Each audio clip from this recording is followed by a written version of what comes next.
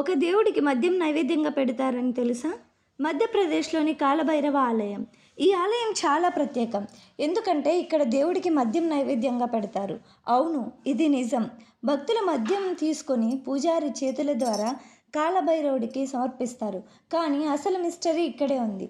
ఆ మద్యం కప్పులో నుంచి నెమ్మదిగా మాయమవుతుంది.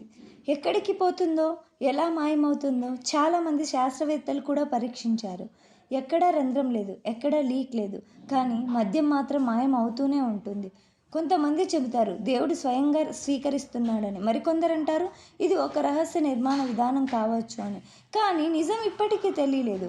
ఇంకా ఆశ్చర్యకరమైన విషయం, బ్రిటిష్ కాలంలో కూడా ఈ రహస్యం తెలుసుకోవడానికి ప్రయత్నించారట. కానీ వారికి కూడా సమాధానం దొరకలేదు.